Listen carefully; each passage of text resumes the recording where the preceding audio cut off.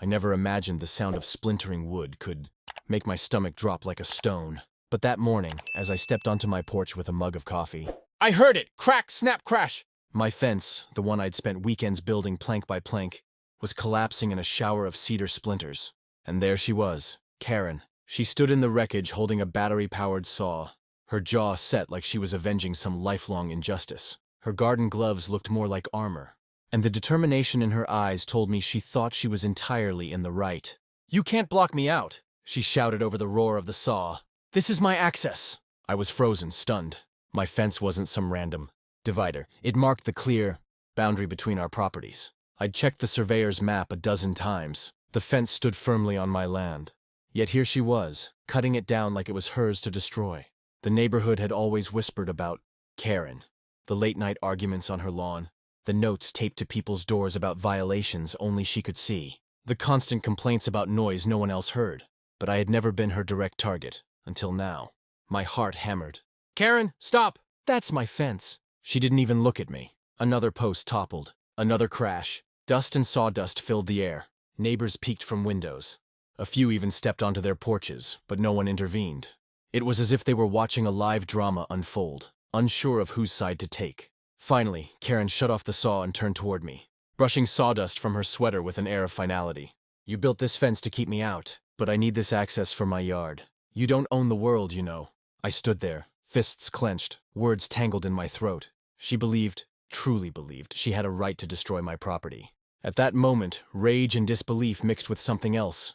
Resolve. I realized this wasn't just about a fence. It was about boundaries, both physical and personal, and what happens when someone thinks they're above them. Karen thought she had won, but I had no idea that her reckless act had just set in motion a chain of events that would flip the balance of power completely. Because soon I'd discover an opportunity so shocking, so poetic that even Karen wouldn't see it coming. The kind of opportunity that would let me change everything. The morning after Karen destroyed my fence, the wreckage still lay scattered across the grass like the aftermath of a storm. Splintered boards, bent nails, and a gate that now leaned uselessly against the soil. It was all there, mocking me with every glance out my window. I couldn't let it go. Not this time. I called the police, thinking the matter was simple. Property damage, trespassing, maybe even theft. But when the officer arrived, clipboard in hand, Karen was already waiting in her driveway, arms folded and voice sharp. "He built that fence illegally," she said before I could speak. "It blocked my rightful access to the easement. I had every reason to remove it."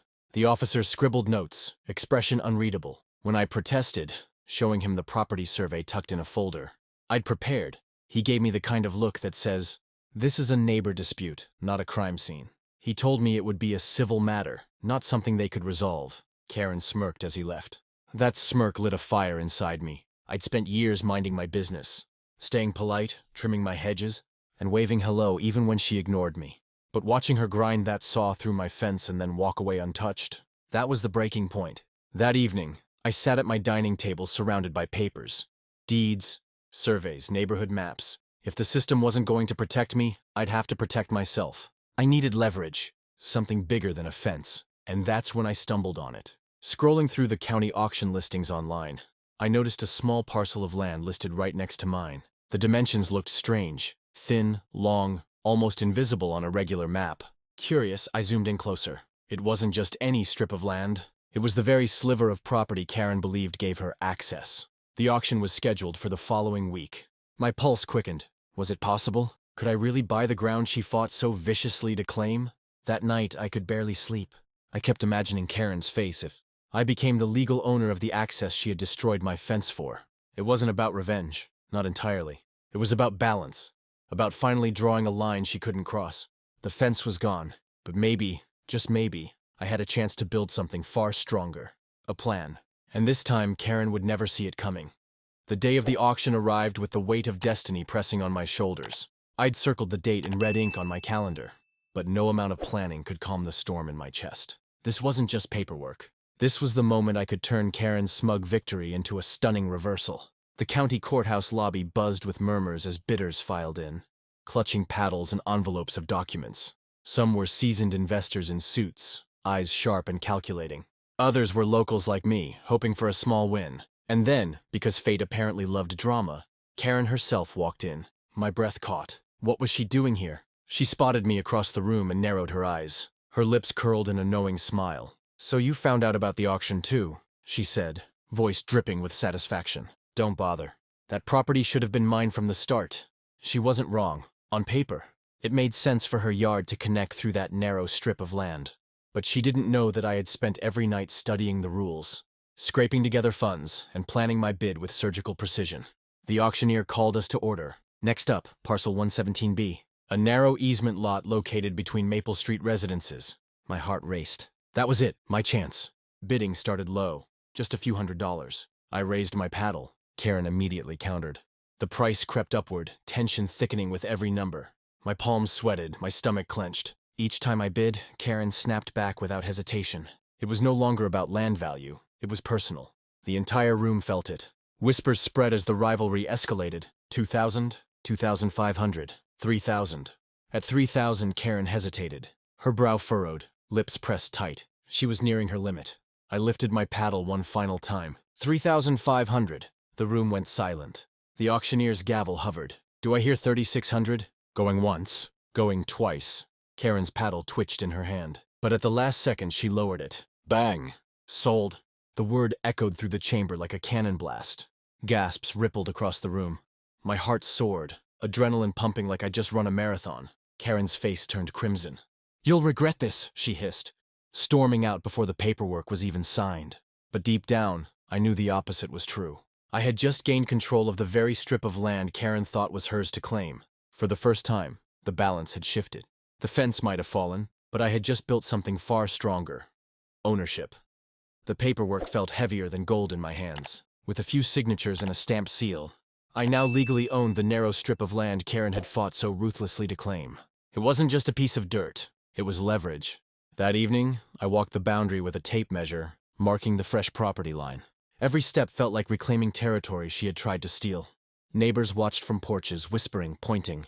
They knew something had shifted. Sure enough, it didn't take long for Karen to appear. She stormed across her lawn, her face red, voice already raised. "You can't do this!" she shouted. "That land was supposed to give me access. You don't even need it!" I kept my tone calm, steady. "Need has nothing to do with it. It's mine now." Her eyes widened, disbelief flashing into fury. "This is harassment!" she barked. "I'll call the county. I'll get a lawyer." "Call whoever you like," I said, holding up the signed deed. "The law is on my side this time." For the first time, Karen didn't have a comeback. She just stood there, fists clenched, the reality settling in. That sliver of ground she'd destroyed my fence for was no longer a pathway. It was a wall, one she could never cross without my permission. But I didn't stop there. Over the next week, I set to work. Contractors arrived with posts and fresh boards. Together we built a new fence, stronger and taller than the last. Each plank drove the message home. Karen had lost. She could glare from her window, she could pace her yard, but she couldn't undo the deed. Neighbors came by to watch. Some chuckled under their breath. A few even clapped when the final panel was set in place. And then, for the finishing touch, I installed a small sign at eye level, right where Karen could see it every morning. The words were simple, printed in bold. "Private property, no access." The first time she saw it, her gasp was audible across the lawn. "This isn't over!" she screamed, retreating back to her porch. But I could tell. Something inside her had cracked. For once, she wasn't the one holding power. I had redrawn the lines, both legally and physically. And with every nail hammered into place, I wasn't just protecting my property. I was sending a message. My boundaries were no longer negotiable. Still, I had no idea that Karen's next move would push this standoff into territory no one in the neighborhood would ever forget. For a week after the new fence went up, the neighborhood simmered with curiosity. People lingered on sidewalks, glancing between my property and Karen's, whispering like they were waiting for the next episode of a drama. They couldn't stop watching, and Karen did not disappoint. On the 7th morning, I found her pacing the edge of her yard, phone pressed to her ear, voice carrying across the street. She was talking to someone, lawyers, county officials, maybe anyone who would listen. Words like illegal, unfair, and appeal floated over the fence. But here was the truth. The law was clear. The auction was legitimate. The deed was mine. Karen was running out of options. That afternoon, she marched right up to the new fence, eyes blazing. "You think this is funny? Blocking me out? Turning the whole neighborhood against me?" I met her stare. "I didn't turn anyone against you, Karen. You did that yourself." For the first time, she faltered. Her shoulders slumped, just slightly, as if the weight of the fight was finally sinking in. Silence stretched between us, broken only by the rustle of leaves in the breeze. And then, something I never expected happened. Karen turned and walked away. No screaming, no threats. Just retreat. The neighborhood noticed. Slowly, the atmosphere shifted. People began stopping by, not to gossip but to talk. To congratulate me. To share their own stories of battles with Karen. The complaints. The confrontations. The stress she'd caused. It was as if my stand had given them permission to breathe again. One neighbor, an elderly man who lived 2 houses down, clasped my shoulder and said, "You didn't just rebuild a fence. You gave the rest of us a little peace." And he was right. Owning that strip of land changed everything. Karen could no longer wield it as leverage. The fence stood as more than wood and nails. It was a line in the sand, proof that standing your ground mattered. Weeks passed. Karen grew quieter, her yard less active, her presence less intimidating. The saw that once tore through my fence never buzzed again. Sometimes, when I look at that new boundary, I don't just see boards and posts. I see a story etched into every plank, a story of conflict, resilience, and an unexpected twist of fate that turned frustration into empowerment. Karen destroyed my fence to claim access. But in the end, I claimed the ground beneath her feet, and that changed everything. And that's how a broken fence turned into the ultimate neighborhood showdown. If you enjoyed watching Karen's chaos backfire in the most unexpected way, make sure to hit that subscribe button so you don't miss the next unbelievable story. Don't forget to like this video if you loved the twist. And drop a comment below. What would you have done if Karen cut down your fence? I'd love to hear your thoughts.